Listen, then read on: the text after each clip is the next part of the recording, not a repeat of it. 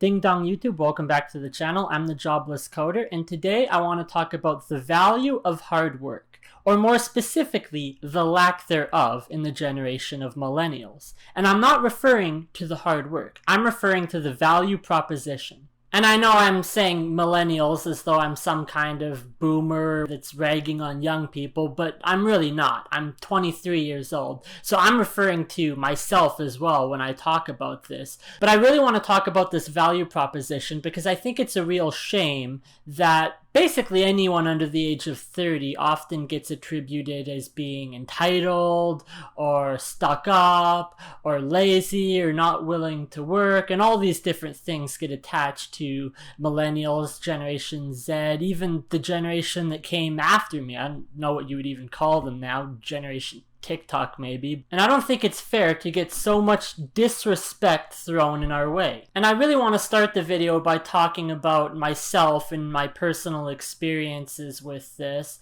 And then I also want to talk on a more broad sense about society in general and the way that everyone has those stereotypical views of the millennial generation. But before I get started, if you're brand new to the channel, you've never been here before, make sure to click the like button, the subscribe button, as well as on the notification bell so you can receive any future updates for videos on this channel. I talk about sometimes coding, I deal mostly with job related stuff, and I'll also just talk about whatever's on my mind or bugging me at the time. So this channel's pretty open to basically any type of content that I desire. So with that all out of the way, I'll get started. I was watching a video of the Timcast IRL podcast recently, within the last month or so, where Tim brought up a really good point that I don't think I've ever heard anybody actually make. And so I'm not sure I can find that video again because they archive them and they make so many videos per day, it's almost impossible to remember what was said in each specific video. But it was actually brought up in a recent one, so I'll just show the clip here really quick. And I'll tell you what, I feel similarly to a lot of these kids who rack up student loan debt.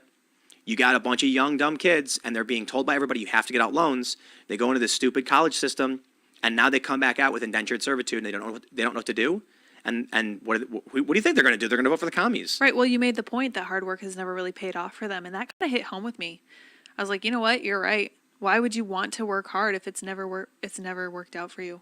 And the idea that Tim had was basically an explanation for why millennials feel entitled, or they are viewed as being entitled by the rest of the world and society in general. And a large part of it comes down to the fact that we were basically lied to. By everyone, by the government, by our parents, by our teachers. I mean, I was lied to for 13 fucking years going through the school system, being told that if you did really good in school and you studied and you got good grades and you passed all your tests, then you would go out and get a good degree and you would go into the world and become somebody that was super successful and happy and fulfilled with their life. You know, I did that for years and years and years, and I graduated from high school with honors at the top of my class. Well, where the fuck has it got me now? Absolutely nowhere. Because in the real world, nobody gives a shit about what you did in high school. Nobody even cares about what you did in university. The only thing they might actually care about is whether or not you actually have that degree. But other than that, they don't give a shit what your mark was. I was led into believing that student loans were a good thing, that you basically took them out and you went to school and got an education, and it didn't matter if you went 50 grand in debt because you were going to get a job anyways that was going to pay you 120 grand a year, and boom, you'd have that full loan paid off in 6 months. Yeah, no, it doesn't work that way. You want to know where most of my friends are that I went to university with? And although, yes, I did drop out, and yes, I do not have a degree, you want to know where the people are that do have a degree? Most of them work for Walmart or some other low-wage, minimum-paying job. I know one guy that works for Sobeys. You want to know where my old roommate works? He spent 5.5 fucking years getting a computer science degree, and now he paints houses, the interior of houses, for a living. And his mom is bugging him all the time about the fact that he's got this degree that's basically gone to waste because he's not doing a job in the profession that he studied in. And meanwhile, my mother would be ecstatic if I told her I got a job as a garbage collector or a burger flipper at McDonald's. In fact, McDonald's is no longer even a job to rag on. I mean, 10 years ago, 15 years ago, McDonald's was the bottom of the totem pole. Now, if you got a job at McDonald's, it's actually pretty respectable. And I know this because I made a comment last year on my Facebook page after I had given up with trying to find a computer science job or a computer programming job, that I literally just went to McDonald's and handed in an application. And everybody on my Facebook feed thought that I actually got the job, that they did hire me, and they were super happy and ecstatic for me. And no, I didn't get the job. There's some people who have been trying for 5 years to get a job at McDonald's and they can't get in because that's the only work that's available. I apologize if the audio is a bit distorted with me yelling into the microphone so close, so I put it a bit farther away for now. But yeah, the problem is that nobody wants to work hard because they just don't see the value anymore. I mean, yes, you can absolutely look to past examples of people who worked really, really hard for what they got. Bill Gates and Steve Jobs working 90 hours a week to build both Microsoft and Apple. Or you've got Jeff Bezos who built Amazon. And now, you know, he made $13 billion in a single day, a single freaking day last month. It was on international news. Or you look at somebody like Mark Zuckerberg who built Facebook. And he's like 35, I think, so he's even out of my demographic. You look at someone like Jack Dorsey with Twitter. I mean, these people are, yeah, kind of millennial-ish, but they're pretty old for my standards. Those are all part of the old guard millionaires. Like before that, it was mostly people who were into real estate, like, you know, Donald Trump, and people that traded on stock market, and Wall Street people that made the money. And then it was a bunch of really big tech people. You want to know where the 18, 19, even 16-year-olds are making their money now? It's on YouTube. It's on TikTok. You look at someone like Mr. Beast, for example. He's 21 years old, which makes him 2 years younger than me, and he has already accomplished more in his life than most 70-year-olds can say that they did in theirs. And I think it's absolutely insane, the kind of quality content that he produces. This week alone, he just bought a private island that he's giving away to a winner of one of his contests. Like, this is literally the craziest shit I've ever seen. This kind of crazy stuff didn't really happen to this degree in the past because there was no YouTube. And yeah, I'm sure millionaires went and did crazy things with their other millionaire buddies, but nobody ever got to see because it wasn't there in your face on YouTube to show the entire world what you're doing with your money. And it's absolutely insane. You think about it. Somebody who's 16 years old can start a YouTube channel playing Minecraft videos, and then they're making $1 million a year. And I'm just like, what does a 16-year-old need with $1 million a year? Or 10 or $15 million? Like, I don't understand. And while I don't have any problem with it, because I think it's really great that platforms like YouTube and things on the internet have opened up people's possibility. People that would have never had opportunities before to do something with their life, to promote themselves, to make $1 million. They now have that opportunity. They have that fighting chance that they never had before because of YouTube. But at the same time, what does a 16-year-old need with $1 million?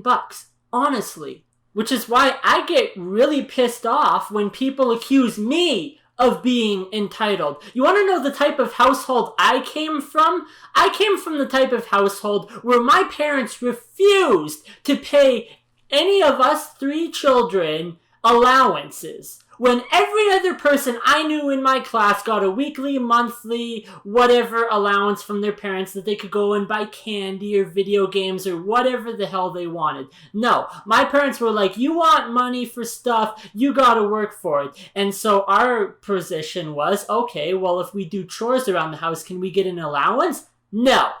Still no. You want to know where I made my first money? Was working for my aunt, because my uncle company that does custom sleepers for semi-trucks, and so they got all these little rivets all around the property that would get lost in the gravel, and then when people drive through with their car and puncture the tire. So we got paid 1 cent per rivet that we could find in the yard and collected in a little bucket so nobody would actually pop their tires driving through their property. And that was how I made my first money, really. And that was how I bought my very first game system. I didn't have my first cell phone until I was like 16 years old. And now you look at somebody who's 3 years old, they've already got an iPad and a gaming system. I bought my first gaming system with the money that I made working for my aunt and uncle. It was a Game Boy original, black and white. I bought it at the local thrift store for $5. That was 500 of those rivets I had to pick up to get that. So don't come accusing me of being lazy and fucking entitled when some 16-year-old can make $1 million playing video games. I think one of the reasons why people assume that I am lazy and entitled and just want to have life handed to me on a silver platter is because I'm constantly complaining about money. So they just assume I just want money to rain from the sky. I took an economics course in high school and I got the top mark in the class. I know how the fucking economy works. I don't think that money just rains from the sky or grows on fucking trees. But what I do feel entitled to is to not be lied to by everybody in my flippin' life. If I feel entitled to anything, it is a decent fighting chance to have a good paying job in the field that I want. But I don't even get that opportunity. I don't feel entitled to a car or a Lambo or a mansion or $1 million raining from the sky. I feel entitled to a fair fucking shot, which I don't think a whole lot of people seem to understand. And you look at my generation as a whole, we are fucked to hell because of the government and because of all of the awful financial disasters and decisions that have been made. Our finance minister of Canada just resigned yesterday because the finance minister doesn't know where the fucking finances went. So don't come blaming 20-year-olds and 30-year-olds because the economy went to shit. You literally had one job, Bill, and you fucked it up. So yeah, why do you think people like me just kind of throw our hands up in the air and say, well, I'm done. I literally can't be invested in this anymore. Because I know our generation has gone to shit. We're never going to own a house. We're never going to have nice things that our parents had. And they are partially responsible for this. I mean, not all of them, because not all of them were in a position to do anything. I mean, my parents aren't in the government. They certainly couldn't have affected anything. I'm sure your parents and your grandparents couldn't have done anything either. But those who are responsible for this, whatever, you get off scot-free and you get off scot-free. Nobody gets criminal sentences. We have a fucking dictator running the country who looks like Fidel Castro and is the son of one of the worst prime ministers of the entire history of Canada. And everybody thinks he's wonderful and amazing. And I will admit that I thought he was amazing too when he marched in pride festivals and stuff. But all that went way out the window with SNC Lavalin and now the Wii scandal and the blackface incident, selling the country out to China. Do I have to go on and on, people? Like, Jesus. Well, how about when it comes to student loans? I'm 40 grand in student debt for a degree I don't even have. So, you think I'm gonna pay that back? Hell no. The government getting a dime out of me. And I feel bad for my parents, I really do, because they're really financially responsible. And they did something that I think no other person can say that their parents did. In Canada, when you have children, they will send you money every single month that is supposed to be a supplement for, diapers and extra food that you have to buy for the kids. And most people spend it on diapers and extra food they have to buy for the kids. My parents did not. They saved every single dime of that from the moment I was born, my brother was born, my sister was born, all three of us had accounts. And graduated high school, I had 20 grand in savings to put towards an education, plus another 18,000 $40,000 of the registered education savings fund, the RESPs. And that led to $38,000, almost $40,000 that they invested into the education. On top of that, I took out another $40,000 of student loans, and I basically dropped out and didn't go anywhere. And I mean, a large part of the fact that I just haven't finished the degree is because I don't see a point. What is the point anymore in anything, really? I mean, the whole world got shut down by COVID. People are losing their jobs. People are losing their houses. Their entire life's gone to shit. So you just kind of shrug and be like, oh, I guess this is life now. I mean, even my brother is so brought down by all this COVID stuff and the mandatory masks. He's so pissed off at the mandatory mask thing. He's going around to the local grocery stores dressing like a burglar just to make people feel uncomfortable because he thinks it's funny. And he's the optimist. So you can tell when you've got a problem when the optimist is literally throwing their hands up in the air and saying, what's the point of life anymore? Well, let's see. How about the fact that most of everyone that I know has been lied to about, the value of hard work, the actual value of hard work. Like, you're told you work for some company, you put in your dues, you work your way up the corporate company ladder, you're super respectful, you're always punctual and on time, and now literally none of that matters because people can get fired over something as trivial and bullshit as a Facebook post that was taken or a Twitter post that was taken to be offensive, and boom, your 10-year career has gone flying out the fucking window. So when your career can end that suddenly over something as trivial as a thing you said on Facebook, why do you think anybody gives a shit about companies anymore? I certainly don't. Work for a company? Hell, they could go under for all I care. I don't give a shit if the boss is, happy that I'm a good employer or not. Because it doesn't matter. Boss can fire me like that because he just decided one day he doesn't like the way I look. Nah, I don't want to see you anymore. Get out of here. You're done. You're fired. Get out of here. Especially in computer science, you get all this woke bullshit nonsense with the video games or the movie industry, and it's just like, if you don't subscribe to these cult-like rituals of these ridiculous companies that think they are the end-all to be-all, then you get fired, or you don't even get hired in the first place, is my experience. And yeah, people get demonetized on YouTube for speaking their opinion. They get banned permanently from Facebook or Twitter for speaking their opinion. So why do you think you just be like, whatever, I don't even care anymore at this point? You just, what's there to care about when every single thing you have been told about responsibility, respect, the value of hard work, and determination doesn't matter anymore? You want to know what was one of the most respectable jobs when I was younger? It was law enforcement. You wanted to be someone who was respected by society? You want to be a policeman? Yeah, that's pretty respectable. There are people that are demanding that the police get defunded and all this crazy shit, and they want to drag the police from here to high hell of nowhere. So it's like up is down and left is right and nothing makes sense anymore. You get money for nothing and money for everything, and people that don't work get more money than people that do work. It doesn't make any sense. The last thing I want to say about my own personal situation before I move on to the more general millennial as a whole in society portion of the video is that I work hard. I work really, really fucking hard, and nobody seems to see that, or at least they don't believe me, or they just think I'm fibbing or lying or whatever. And yeah, a lot of people like to rag on the fact that I sleep all the time. And yeah, even my parents, they joke a lot about the fact that I sleep all the time. And I do. Yeah, I'll sleep for even 24 hours at one point. But that's because I just spent the previous 48 hours solid coding non-stop without a break. Only breaks to go to the bathroom and make food and stuff. And sometimes the food is even optional. Can you honestly say that you have worked 48 solid hours on anything in your life?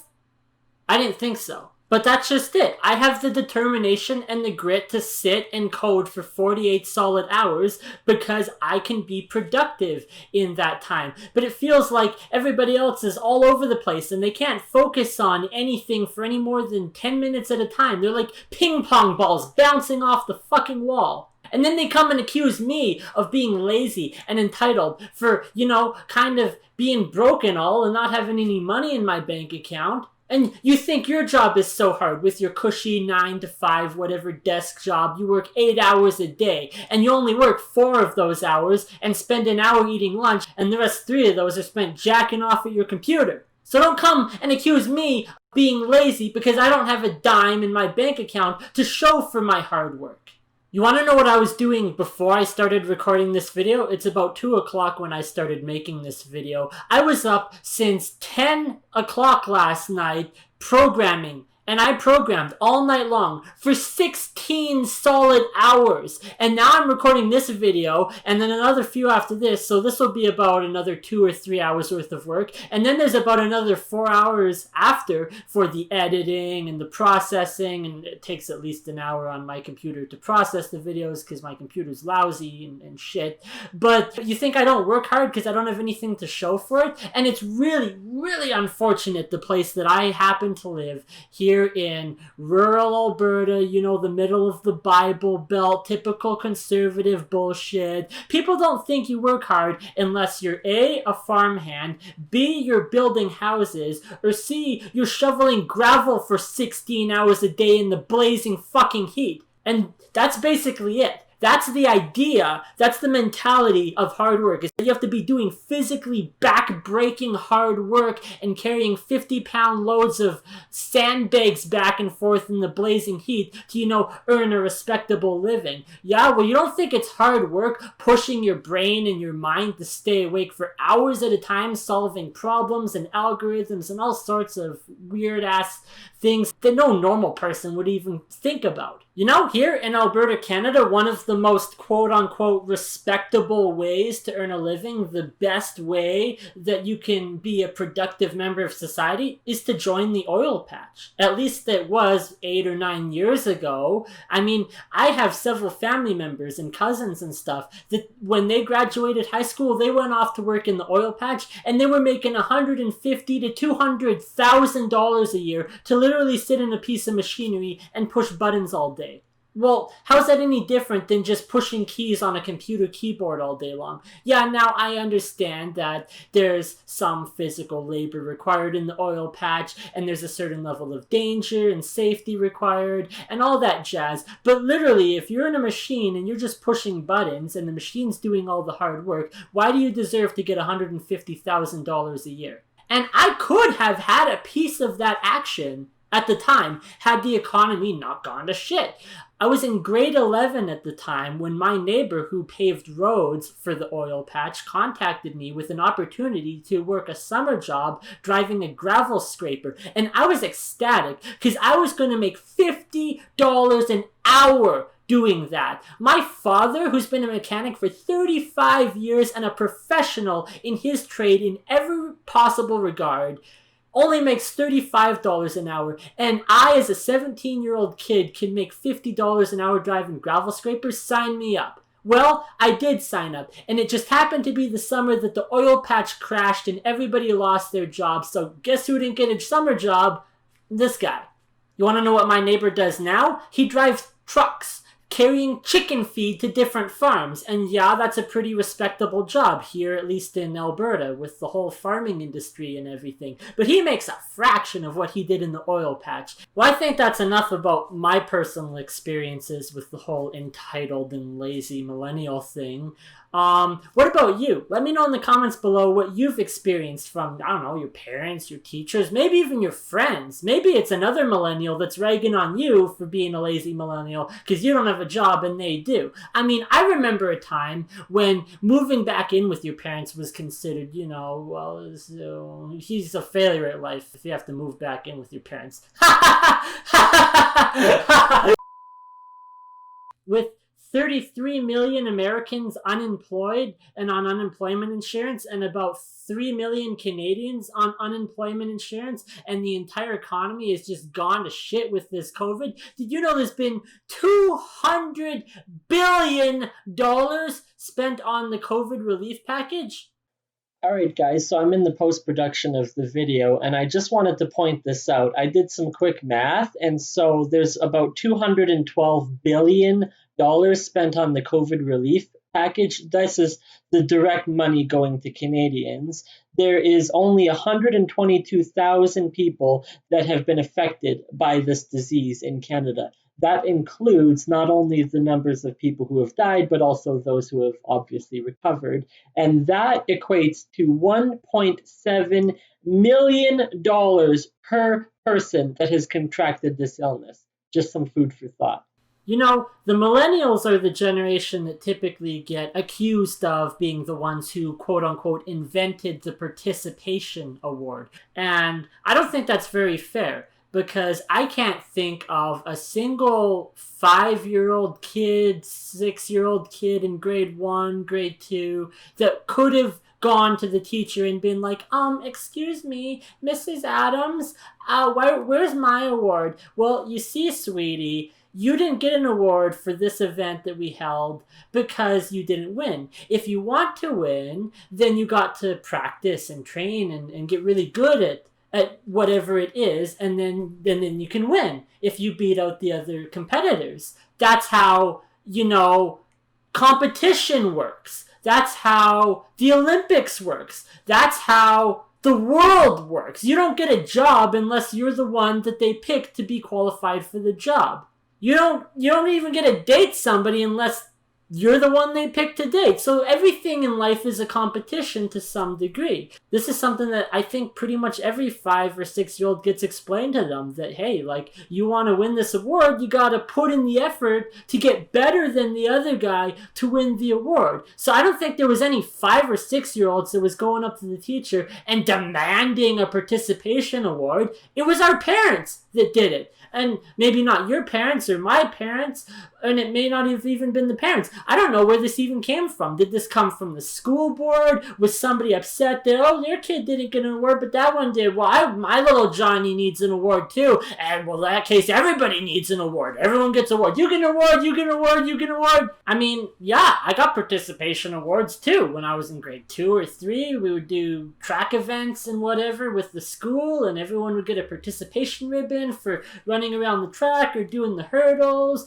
When I got a bit older and I was doing the science fair, I got participation awards until maybe grade 5 or 6, and then they actually started giving like medals, like actual bronze, silver, gold type medals, and you didn't get an award unless you won. You would get a participation certificate for, entering the science fair and all, and I had those, and I won medals and all sorts of things, but it was a competition. And yeah, I don't think there was any kid that said, I need an award, you must give me an award. It was probably from the parents. I don't think of a single kid who demanded that, the climbing rope got removed from the gym because, you might get hurt. I thought it was terrible when that happened, because that was like the jam. Like, that was the thing to do in the gym, was the climbing rope. See as high as you can climb on. Nope, they cut those things down because some parent bitched to the school board about it because their kid got hurt. Or maybe they didn't even get hurt, but they had the potential to get hurt, so they took them down.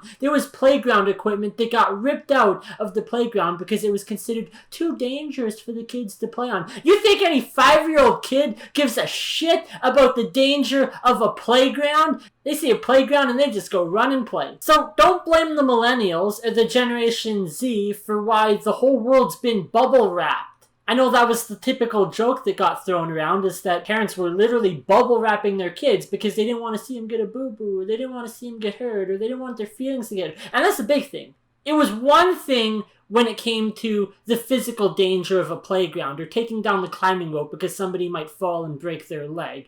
But then it transitioned from the physical danger to, I don't want to get my feelings hurt, so you're banned from Twitter. Well, he said something nasty. You're banned from Facebook. Did he just say that on YouTube? You're demonetized.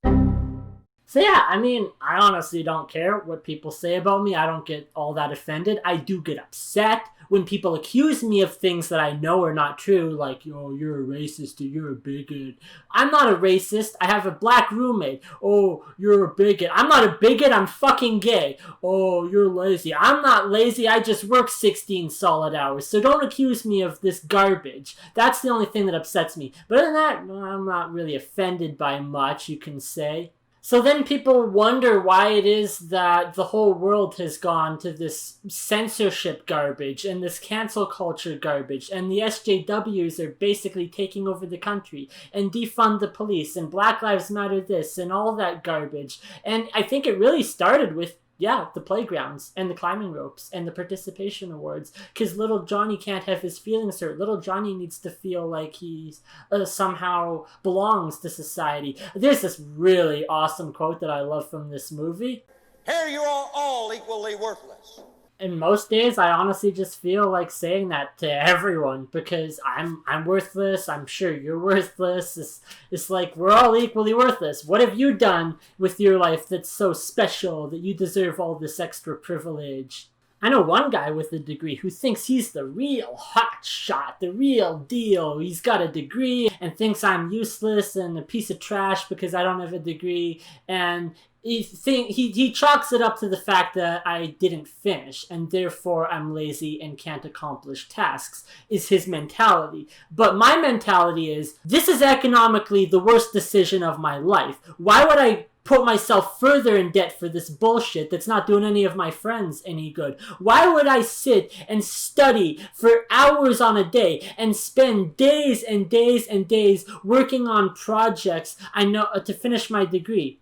I know I mentioned before that my parents signed me up for university courses online back in February because I figured, I can kind of do that in my free time. Nope, I can't even get through that. I'm just mentally not there. If it was 3 classes and then I would get the degree and that was it, that was all I had to push through, then maybe, just maybe I could bring myself to do it. But it's not just the 3 classes they signed me up for that were lasting 6 months, from February to July. And I got a 2-month extension on that, so it's still technically going on until the end of September. But I know there's no way I'm going to finish at this rate. I just gave up at some point. And it's not because I'm lazy. It's not because I feel entitled to getting a job without having the proper credentials. It's because I don't want to sit there and study Allegro 5 with C++ coding and how to make a game. The entire textbook is like, oh, this is how you make your first game, and this is how you put sprites on the screen, and this is how you make sounds play. And I'm like, Jesus, I've been there. Like 8 years ago I did this shit for the first time. This is not my first rodeo, boys. But no, I cannot get into the programming when it's Allegro 5. Nobody uses Allegro anymore. I'm sure nobody even knows what that is anymore.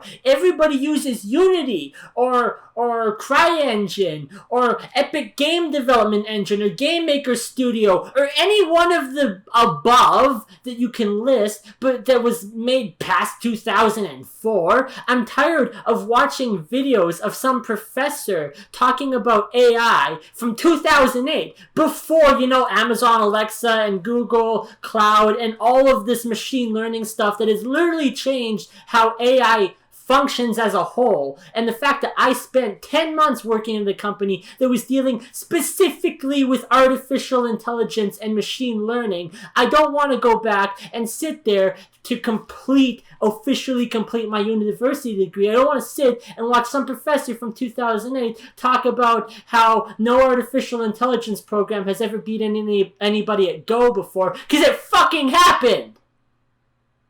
And I can appreciate the complexities of having to build an entire university curriculum that's supposed to be taught exclusively online, the need for, extra videos and stuff of that nature that wouldn't have to be done in a regular classroom setting. But come on, if I am paying money for an official education from an officially licensed university, the least you could do is teach me something that would actually be useful in my field of work. Nobody uses Allegro 5 anymore for development at all. Period. Not a chance. Not for indie game development, not for self-game development, not for AAA game development. So if I take a game development course, I should not be learning this shit. Especially since I taught it to myself many years ago, so I technically already know it, but I shouldn't have to refresh my memory on everything Allegro related just to complete some university project that nobody's gonna see and nobody's gonna care about.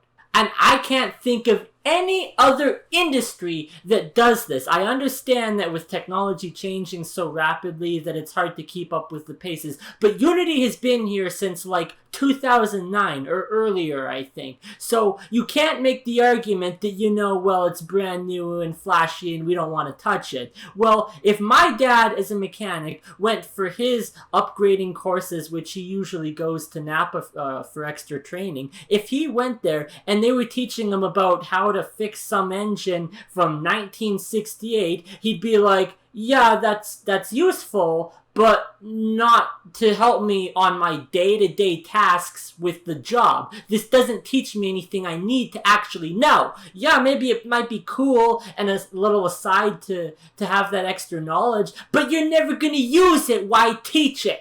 And if that makes me lazy and entitled, then so be it. I'm lazy and entitled. The final thing I want to address in this very long rant of a video, and that is the elephant in the room. The CERB, which stands for Canadian Emergency Response Benefit. And that was the response benefit delivered to the nation as a solution for everyone essentially losing their jobs when all the businesses got shut down. I am on the CERB right now. I technically don't qualify because I did not lose my job as a result of COVID. But I could certainly make the argument that COVID hasn't made it any easier to actually find a job. And without the response benefit, I wouldn't even be here in my own place now with the roommate that I've got. I would still be living in my parents' upstairs room and absolute chaos and misery in my life. And I was pretty miserable. I still am pretty miserable, and I get stressed. That doesn't go away just because I moved to a new location. But my life is somewhat better. Not as good as I want it to be, but it is better because of that. And, if that means I'm frauding the system, I don't literally give a shit. Because, like I said, when the finance minister of Canada resigns over a fraud scheme that has stolen millions of dollars from taxpayers, I don't feel bad about taking, a couple $1,000s here and there so that I'm not literally living in my parents' upstairs room for the rest of my fucking life. And speaking of the value of hard work, how exactly is this supposed to make, I don't know, the healthcare workers feel? The people that spent 10, 15 years of their life studying medicine to become doctors. They're working on the front lines of this crisis, risking their life every single day and putting their family in jeopardy that somebody might contract the illness and get sick or pass it on to a dying family member. How does it make them feel that essentially someone like me, who's basically a bum, living off the government's backside, not doing any work, don't have any potential future, how does it make them feel that I can make pretty much as much, if not in some cases, maybe even more, than they do?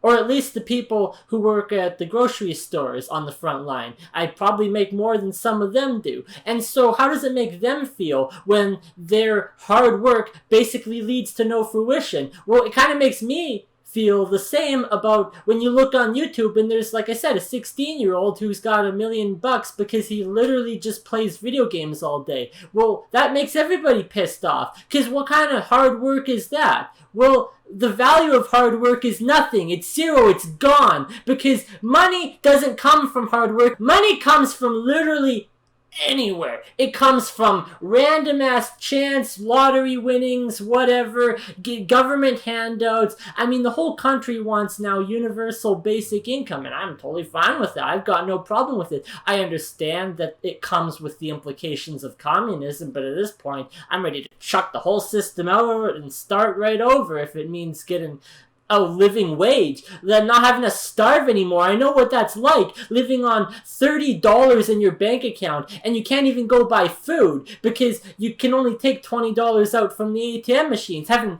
like $17 in the bank account. You can't take any money out of the ATM machine, and so you technically have money, but you don't have money you can use. It's ridiculous trying to budget with that little of wiggle room. And so I'm tired of that. I'm sick and tired of people starving needlessly. I'm tired of jobs being lost needlessly because somebody said something that offended somebody else on Facebook and some third party reported it. It is a government sanctioned snitching program that has gone to hell.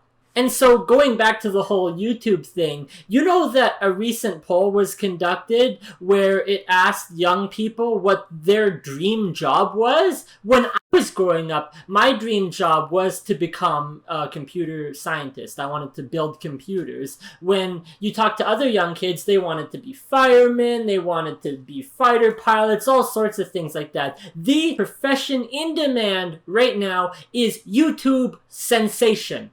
YouTube multimillionaire, YouTube star. Everyone wants to be a YouTube star because it literally is money for nothing. Money for sitting there and doing absolutely nothing. And I'm not saying that every single person on YouTube isn't doing anything. I absolutely know the dedication that it takes to film yourself and edit it, and even making just this one video, especially since I'm not even monetized. I'm not gonna dime from YouTube out of this. But it is easier. You don't have to put in much effort. And once you get the ball rolling, then you're on a real roll. Especially when it comes to large channels. They get that first million, and then from there, it's just up, and it goes through the roof. And so no wonder people want to be YouTube millionaires, and they don't want a job. I don't want to be a fireman or a fighter pilot. That's not cool. That's not trendy. That's not hip. That's not like sensational. Everyone wants to be Mr. Beast. Who the hell doesn't want to be Mr. Beast? Honestly, he's literally Santa Claus and Jesus and everything rolled into one. He is like sent from God, I swear. But other than that, I'm curious to know what you guys think, if you are in the same boat of basically fed up to the point that you don't even care anymore. Or maybe you just didn't understand how a millennial thinks, how a typical, young person thinks. If you have somebody that is ratting on you for being a millennial, send them this video. Let me explain to them why it is that millennials don't care about anything. We don't care if the world becomes communist. We don't care if the world burns in a hellstorm of fire. Because at this point, there's nothing in the world for us. Maybe for a select few people that are really, really, really, really, really lucky, like Mr. Beast, who has the money. Other than that, everybody else is broke as fucking hell. And so, if the world burns, who cares? And as a final goodbye, I want to thank everybody who actually sat through this entire video and my rant, and maybe you got something out of this. Maybe it opened a door in your window that you hadn't really looked into before. It got some ideas rolling that you hadn't really thought of before. And so I hope I was able to provide that for you. And if you enjoyed it, feel free to subscribe to the channel. I don't stray away from controversial topics. I don't stray away from even, like I said, indicting myself. For all I know, somebody could take this video to the government and have me arrested for CERB fraud, and that's a risk I'm willing to take just so that I can get the message out there to people like you. So if you enjoyed the content, make sure to leave a like, and I'll see you in the next one.